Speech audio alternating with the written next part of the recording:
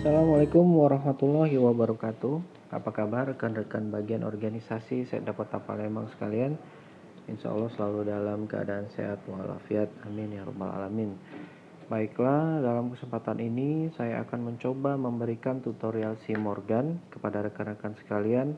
Semoga bermanfaat. Langsung saja untuk mengakses SimMorgan, silahkan akses di simorgan.palembang.go.id.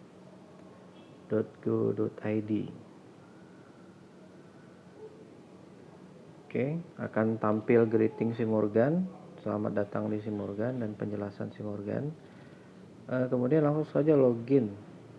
Nah, untuk login, untuk rekan-rekan PNS atau ASN, silahkan menggunakan username-nya sesuai dengan NIP rekan-rekan sekalian dan passwordnya juga sesuai dengan NIP rekan-rekan sekalian. Sedangkan untuk rekan-rekan non-PNSD, silakan gunakan username-nya sesuai dengan NRN PNSD-nya, begitu juga dengan passwordnya. Untuk Kasubag dan Kabag akan ada username dan passwordnya sendiri, akan kita berikan nanti melalui Japri. Saya akan login menggunakan user Kasubag ARB. Oke, kita sudah login. Ini tampilan dashboard SimMorgan yang ada beberapa fitur. Kita bisa lihat dari terima surat masuk, periksa surat keluar, rapat paparan, arsip, database, Ortala, database kegiatan, laporan kinerja, Lapkin ASN, nilai kinerja ASN, Lapkin non-PNSD, nilai kinerja non-PNSD, database Kasubag, profil Kasubag, dan logout. Untuk kali ini kita akan bahas di rapat dan paparan, karena untuk surat masuk dan surat keluar itu sudah ada aplikasi Sisindi, jadi kita tidak perlu menggunakan fitur ini. Untuk fitur rapat dan paparan, di sini kita bisa membuat jadwal rapat dan menyusun bahan-bahan yang diperlukan dalam rapat tersebut. Untuk bahan-bahan rapat, kita bisa mengambilnya dari database yang kita upload di database SimMorgan sebelumnya. Begini tampilan rapat dan paparan. Untuk catatan, kita bisa ketik di sini untuk catatan, misalnya bahan kurang gitu. Bahan rapat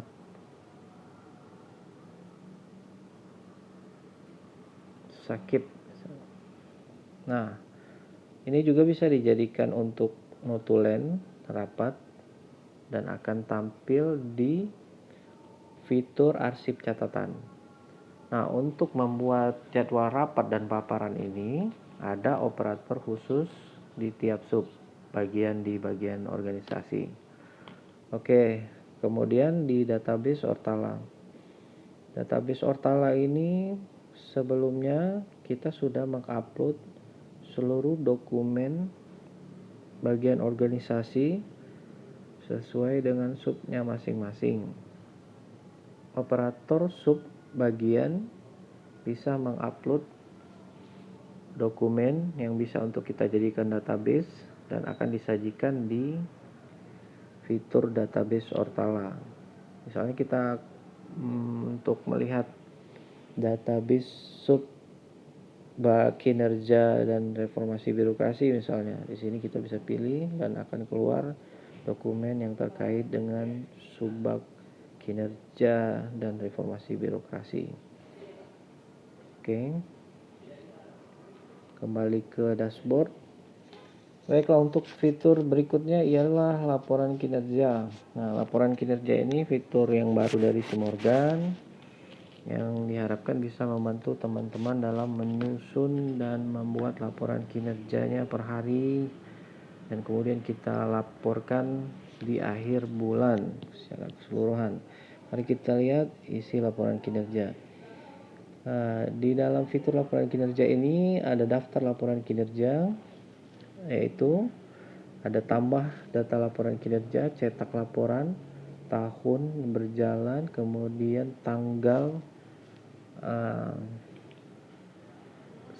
per 5 hari kerja.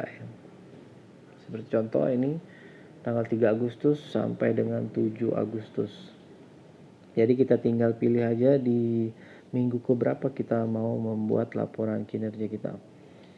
Oke, kita coba ya dibuat di sini di tabel laporan kinerja saya baru ada 2 laporan, yaitu Senin tanggal 3 Agustus dan Selasa tanggal 4 Agustus. Oke, kita tambah coba buat di hari Rabu 5 Agustus. Rincian kegiatannya mengikuti rapat budaya kerja.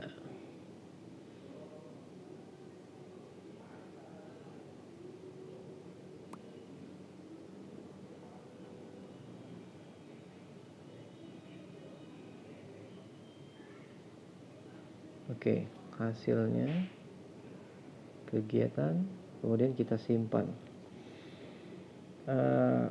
Laporan yang baru kita buat tadi akan muncul di tabel, saya coba vertikalnya, di tabel laporan kinerja di bawah ini. Nah, sudah muncul dia Rabu 5 Agustus ya. Kita buat tadi mengikuti rapat budaya kerja di bagian hukum Setda Kota Palembang. Kita back. Nah, setiap laporan yang kita buat itu harus di approve atau disetujui oleh atasan langsung. Dalam hal ini kepala bagian organisasi harus menyetujui dulu laporan yang dibuat oleh Kasubag Kinerja dan Reformasi Birokrasi. Apabila sudah disetujui, laporan yang sudah disetujui akan muncul di tabel Lapkin ASN yang akan kita jelaskan setelah ini. Oke, sampai di sini saya harap sudah jelas dalam membuat laporan kinerja. Kita kembali ke dashboardnya. Fitur berikutnya yaitu Lapkin ASN.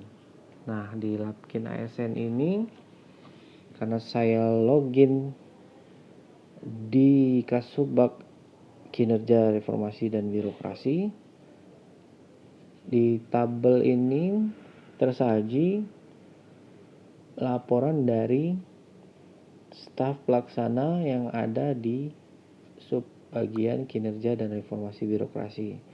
Seperti kita lihat di sini yang sudah membuat laporan di bulan Agustus ada 2 laporan Lilia.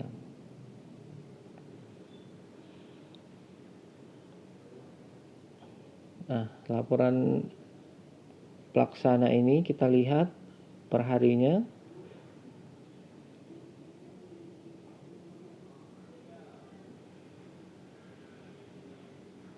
Dikoreksi, apabila diterima kita simpan. Di sini ada pilihannya diterima atau ditolak.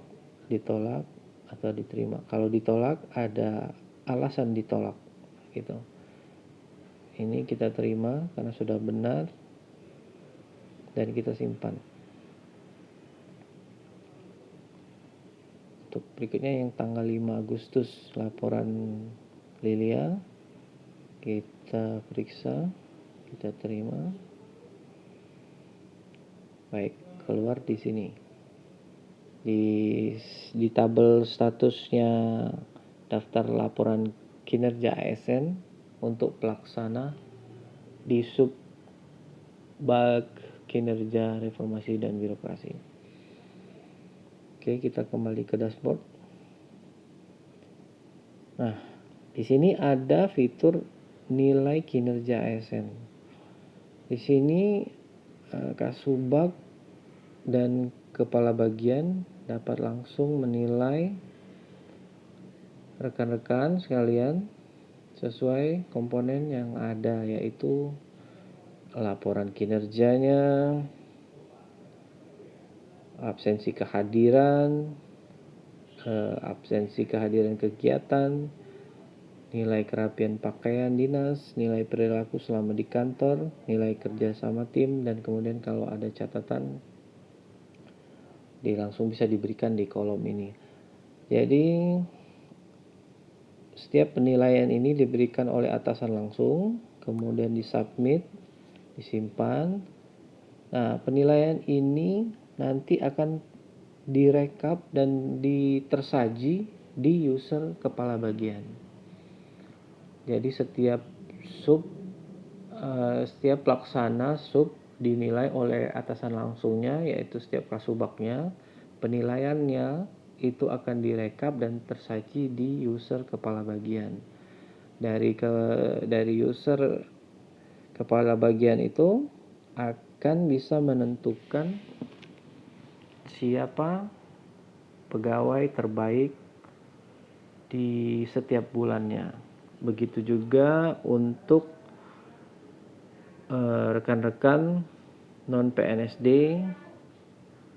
Di sini ada juga laporan kinerjanya sama kayak tadi, dan nilai kinerja non PNSD-nya. Rekap setiap penilaian ASN dan non PNSD akan tersaji di user kepala bagian. Kemudian kita ke fitur berikutnya, yaitu di database Kasubag. Nah, di database Kasubag ini kita bisa menyimpan database yang pribadi untuk kepentingan yang bersangkutan, seperti SK CPNS, SK pengangkatan. Nah, semua data-data tersebut yang berbentuk PDF bisa kita upload di database ini untuk keperluan kita nanti. Misalnya contoh upload file, nah dikasih judul, keterangan, unggah filenya kalau ada yang baru, kemudian disimpan. Begitu seterusnya. Oke, untuk fitur berikutnya ialah profil. Nah, di sini ada profil Kasubag. Nah, di profil ini kita bisa mengupload foto profil untuk identitas kita. Di sini akan tampil di sini unggah, contoh aja ini.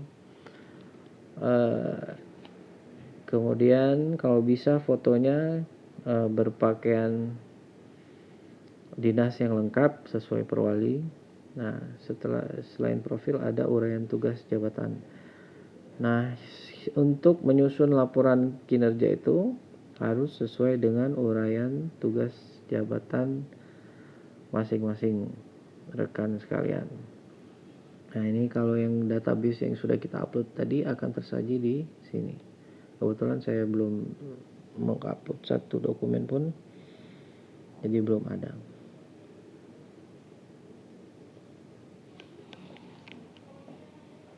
Oke, demikian tutorial singkat Simorgan. Semoga bermanfaat. Apabila ada kekurangan, saya mohon maaf.